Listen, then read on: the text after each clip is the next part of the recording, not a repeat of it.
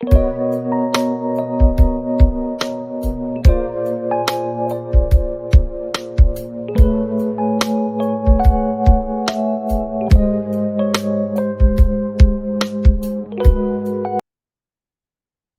तो आज की वीडियो में हम पढ़ने जा रहे हैं कंपनसेशन क्या होता है, इसकी डेफिनेशन, देन इसके ऑब्जेक्टिव और इसकी टाइप। आने वाली वीडियोस में हम कवर करेंगे theories of compensation, economic and behaviour. Economic theories की जो टाइप्स होती है माइक्रो एंड मैक्रो, उनको डिस्कस करेंगे एंड देन हम करेंगे बिहेवियर थ्योरी।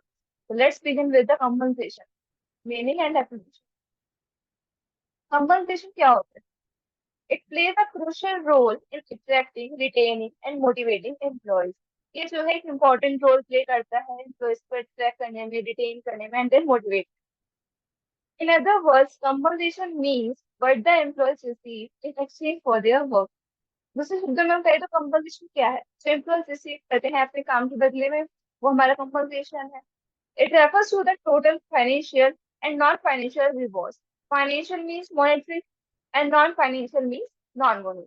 तो ये इन दोनों का समीशन होता है हमारा compensation. It includes direct pay like salary, bonus, wages, etc. and indirect benefits like health insurance, retirement benefits and paid leave. तो जो डायरेक्ट पे होता है, हमें जो डायरेक्ट दिखता है कि हाँ हमारे हाथ पे आ रहा है, सैलरी हो गई या हमारा कोई बोनस हो गया या वेजेस हो गए। देन हमारे पास आता है इनडायरेक्ट बेनिफिट, जो हमें दिखता नहीं है बट वो हमारी सैलरी का पार्ट होता है, जैसे कि health insurance, retirement benefits and paid leave. इसके बाद हम देखते हैं इसकी definition. Compensation is paying people for work. ये हमें किसी ने डेल ऑर्डर नहीं दी थी। कंपनसेशन क्या है? जो पीपल को पे करा जा रहा है उनके काम के बदले। नेक्स्ट डेफिनेशन हमारी है, the function of compensation is defined as adequate and equitable remuneration of personnel for their contributions to the organization objectives. तो compensation का function है कि remuneration पे करना, equal and adequate remuneration personals को जो उन्होंने contribution दिया है अपना organization objectives को achieve करने के लिए। ये हमें दी थी एडविन बी लिपोन। नेक्स्ट हम इस पढ़ते हैं कि कंपनसेशन के ऑब्जेक्टिव्स क्या हैं। सबसे पहला हमारे पास ऑब्जेक्टिव आता है attracting talent. Competitive compensation help organisation attract their candidate in market. तो जो कॉम्पिटिटिव कंपनसेशन होता है वो ऑर्गेनाइजेशन को हेल्प करता है कि जो वो अट्रैक्ट कर सके बेस्ट कैंडिडेट को मार्केट से। सेकेंड हमारे पास आता है retaining employees. Offering fair and consistent compensation packages ensures employees are less likely to leave for better opportunity. और अच्छे पैकेज देना, सफिशिएंट पैकेज देना, जिससे कि वो कंपनीज को छोड़ के ना जाए बेटर अपॉर्चुनिटीज के। और इसमें हमारा ऑब्जेक्टिव आता है motivating performance. Properly structured compensation system can encourage employees to perform better and reach organisation goals. जो हमारे कंपनसेशन सिस्टम है उनको इस तरह से स्ट्रक्चर करना, उनको इस तरह से पे करना कि जो एम्प्लॉयज है वो बेटर परफॉर्म करे और ऑर्गेनाइजेशन गोल्स है उनको अचीव करे। नेक्स्ट हमारे पास आता है cost control. Compensation needs to be manage to balance employ satisfaction with the organisation financial capacity.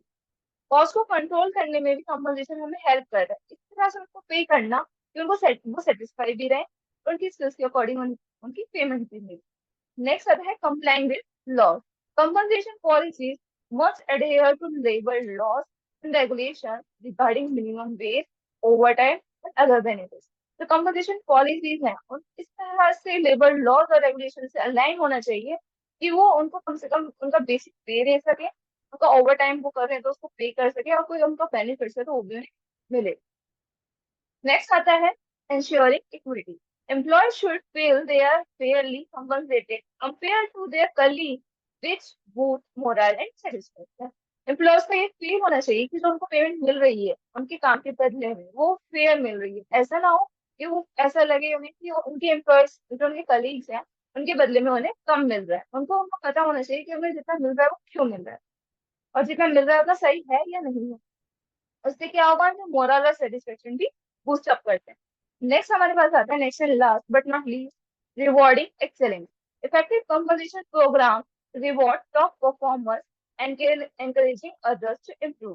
कई ऑर्गेनाइजेशंस में ऐसा होता है कि एम्प्लॉयज है उनको रिवॉर्ड करा जाता है according to top, bottom and middle. तो जो टॉप परफॉर्मर्स होते हैं उन्हें ज्यादा अच्छा पैकेज मिलता है, जो मिडल में होते हैं उन्हें थोड़ा कम अच्छा मिलता है, नेक्स्ट बॉटम पे आते हैं उनको पता होता है कि उन्हें किस बेसिस पे कितना पैकेज मिल रहा है, तो एक चांस मिलता है कि वो अपने आप को इम्प्रूव कर सकते। नेक्स्ट हमारे पास आते हैं इसमें टाइप्स ऑफ कंपनसेशन। तो कंपनसेशन की दो टाइप्स होती हैं, financial and non financial. And financial compensation को भी दो पार्ट में बटा हुआ है, डायरेक्ट एंड इनडायरेक्ट। तो हम इनको डिटेल में पढ़ते हैं। टाइप्स ऑफ कंपनसेशन, सबसे पहले हमारे पास आता है फाइनेंशियल कंपनसेशन। फाइनेंशियल कंपनसेशन क्या होता है? Financial compensation system involve any type of monetary payment or benefits provided to employees in exchange for their work. तो वो कंपनसेशन जो उन्हें मॉनेटरी टर्म्स में मिल रहा है, यानी कि जो उनके हाथ में आ रहा है, तो कोई भी बेनिफिट जो उनको दिख रहा है कि हाँ ये हमें मिल रहा है, तो उनके काम के बदले में वो हमारा फाइनेंशियल कंपनसेशन होता है। इसको हमारी दो मेजर कैटेगरीज में बांटा हुआ है। सबसे पहला आता है direct financial compensation and second आता है indirect financial compensation. Direct financial compensation, this is the actual monetary payment and employ receives for their work. जैसे मैंने स्टार्टिंग में भी बताया कि ये वो एक्चुअली मॉनेटरी पेमेंट होती है जो उनको उनके हाथ में आती है, जो वो एक्चुअल में रिसीव करते हैं। It include base pay, basic salary, bonuses, incentives, overtimes etcetera. Next आता है इसमें indirect financial compensation. There are additional financial benefits that are not paid directly but represent a financial value to the employer. ये जो है उनको direct नहीं मिलता, but एक फाइनेंशियल वैल्यू देता है एम्प्लॉयज को। ये एडिशनल फाइनेंशियल बेनिफिट्स होते हैं जो उनकी सैलरी इंक्लूड होते हैं। It includes health insurance, retirement plan etcetera. Next आता है non financial compensation. It includes rewards and benefits that do not involve direct monetary payments and hence the overall